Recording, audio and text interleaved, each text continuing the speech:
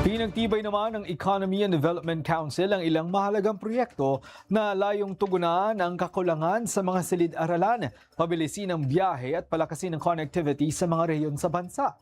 Si Sofia Potenciano, una sa balita. Inaprubahan na ng Economy and Development Council sa pangunguna ni Pangulong Ferdinand R. Marcos Jr. ang ilang mahalagang proyektong pang-infrastruktura na layong paigtingin ang edukasyon, transportasyon at agrikultura sa bansa.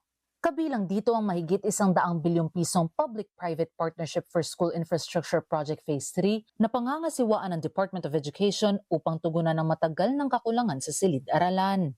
Sa kasalukuyan, umaabot sa 50 mag-aaral ang nagsisiksikan sa isang classroom, dahilan para magkaroon ng multiple shift classes at maapektuhan ang kalidad ng pagkatuto.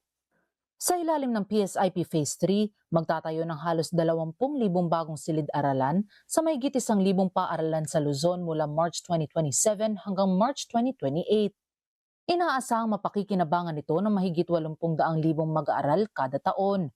Layon din pababain ng PSIP Phase 3 ang average class size mula 50 sa 39 at tuluyang alisin ang multiple shift system upang mapabuti ang learning environment at mabawasan ang workload ng mga guro. Bukod sa edukasyon, inaprobahan din ng ED Council ang 145.56 billion pesos Central Mindanao High Standard Highway Project, partikular ang Cagayan de Oro Malay-Balay Section. Saklaw nito ang halos 65 kilometrong 4-lane road at 47 tulay. Siyam dito ay long-span bridges na inaasahang magpapababa ng oras ng biyahe. Pinagtibay din ang pang-agraryong tulay para sa bagong bayanihan ng mga magsasaka o PBBM Bridges Project na nagkakahalagang 28.24 billion pesos. Kaugnay niyan, aprobado na rin ang adjustment sa Farm to Market Bridges Development Program na makatutulong sa mga magsasaka, mangingisda, at mga residente sa 15 rehiyon sa bansa.